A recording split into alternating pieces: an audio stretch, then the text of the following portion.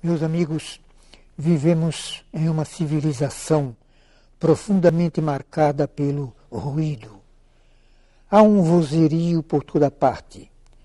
A técnica moderna, com extraordinária rapidez, cria instrumentos que enchem os ouvidos e também os olhos com tudo o que ocorre aqui e no mais distante e recôndito do mundo. Cada vez mais se torna difícil o silêncio interior e exterior. No entanto, ele é importante para a nossa saúde física, mental e especialmente espiritual.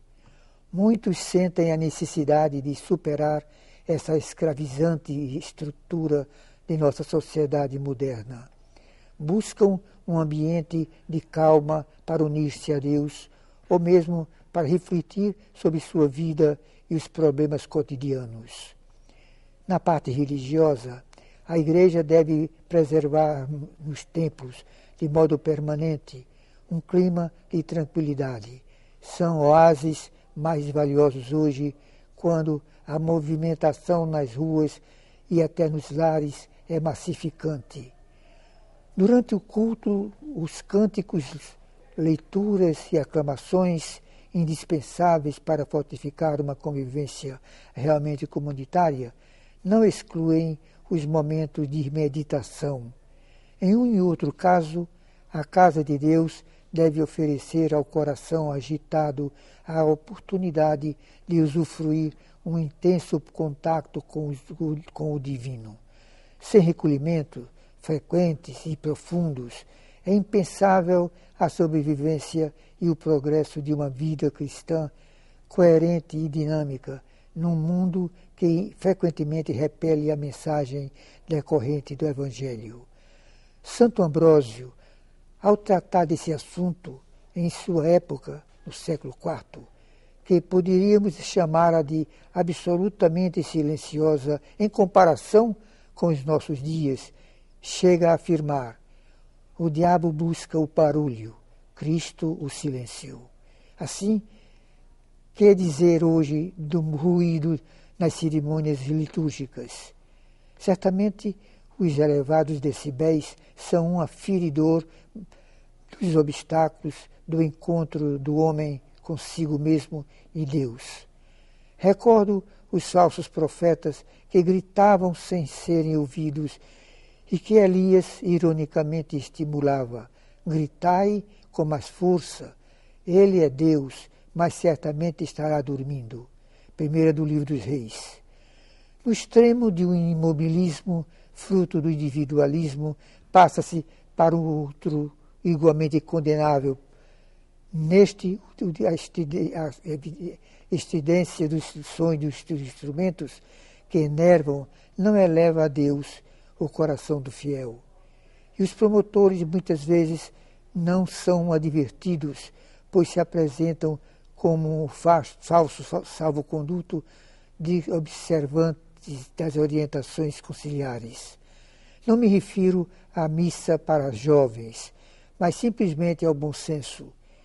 Evidentemente, um auditório composto de pessoas em idade juvenil terá um comportamento diverso do de outras faixas etárias. No entanto, mesmo assim, há limites. Em nossos dias, urge relembrar a importância de um ambiente que favoreça o contato com o divino nas cerimônias religiosas e lugares sagrados.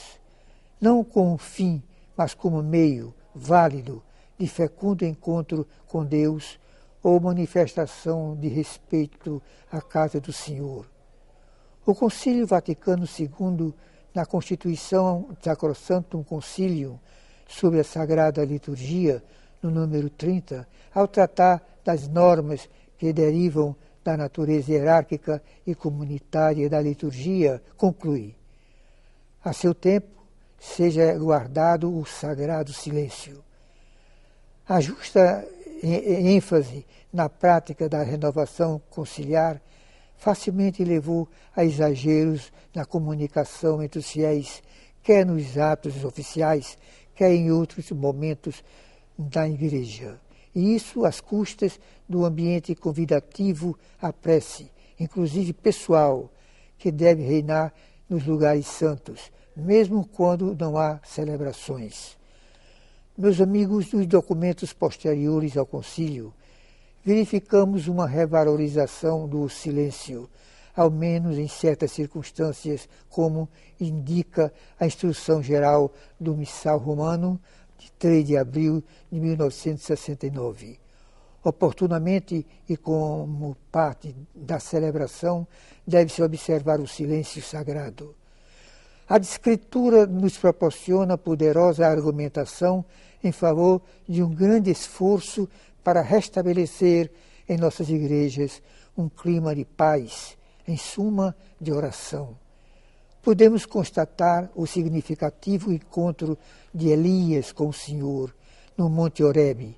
Este não se encontrava no vento, nem no terremoto, nem no fogo, e sim no murmúrio de uma brisa, no primeiro livro dos Reis. E também quando o profeta Sofonias conclamava o povo, silêncio diante do Senhor. Na bela obra de Romano Guardimini, sobre a missa, o capítulo 1 tem por título O Silêncio. Explica a razão de iniciar o livro com este assunto.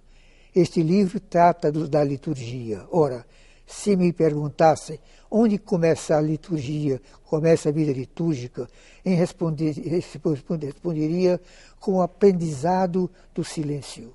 Sem ele nada se obtém de válido. É a primeira condição para uma ação sagrada. O recolhimento nas jornadas, dentro e fora do culto, só poderá existir se for fielmente observado por todos. Facilmente se deduz como é nocivo ter em torno de si pessoas que falam ou que se movimentam ruidosamente. O templo é de todos e ninguém possui o direito de prejudicar o próximo. Na observância do que é permitido e até normal, pode estar inserido algo que sirva de obstáculo à prece e união com o divino. Cito como exemplo o maior ou menor intensidade dos tons de certos instrumentos e a preservação do momento da saudação da paz, antes da comunhão. Às vezes, ao desejá-la ao irmão, nós o fazemos de modo mais adequado, como se estivéssemos em encontros na via pública. Temos necessidade de maior contato com o Altíssimo. Decorre daí a utilidade do exercício do silêncio, de modo particular em nossas igrejas. Nessa oportunidade, nós homenageamos o Senhor, afastando interior e exteriormente a agitação do mundo. E as manifestações da comunidade devem ser fecundadas por uma atitude que favoreça ao íntimo contato com Deus. É necessário, meus irmãos, cuidar do silêncio nas igrejas, honrando assim a Deus e facilitando a abertura do coração para a graça divina. Peçamos ao Senhor que nos ajude. Assim seja.